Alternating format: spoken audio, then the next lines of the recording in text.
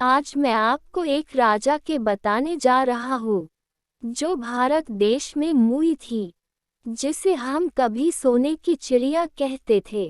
लेकिन अंग्रेज लोगों ने हमारा सारा सोना भारत से लूटकर अपने देश ले गए। लेकिन अभी भी भारत के कई हिस्सों में प्राचीन समय का बहुत सा खजाना गड़ा हुआ है, जिसे चोरी हो जाने के डर से जमीन में गाड़ देते थे और उनकी मौत के बाद वो सोना चांदी कहीं धरती के गर्भ में गड़ा हुआ रहता था। ऐसा ही एक घटना मध्य प्रदेश के दानगढ़ जिले के डंडिया खेड़ा गांव में हो रही है, जहां के एक आदमी को एक आत्मा ने बताया कि इस हवेली के नीचे सोना चांदी गड़ा हुआ है।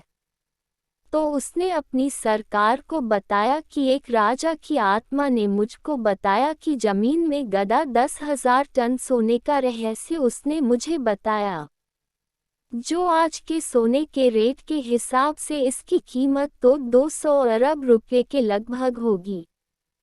कौन थे राजा राम बख्श? कहाँ से आया है ये सोना? कैसे मौत हुई राजा की? आइए इन सारे पहलुओं पर प्रकाश डालने के लिए इतिहासकार चंद्रकांत तिवारी के अनुसार क्रांतिकारी शूरवीर राजा ने सन 1857 की क्रांति के दौरान अंग्रेजों को जला दिया था। वह कौन थे और कब से वह इस किले में रह रहे थे, ये किसी को स्पष्ट मालूम नहीं था। यहाँ के इतिहासकारों की माने तो 4 जून 1856 की क्रांति में दिलेश्वर मंदिर में छिपे 12 अंग्रेज को जिंदा जला दिया था। इसमें जनरल डिलाफोर्स भी मौजूद थे। कहा जाता है कि राजा चंडिका देवी के बहुत बड़े भक्त थे। वह रोजाना सुबह मां चंडिका के दर्शन करने के बाद ही सिंहासन पर बैठते थे। लोगों के अनुसार राजा पूजा करने के बाद अपने गले में एक फूलों की माला जरूर पहनते थे।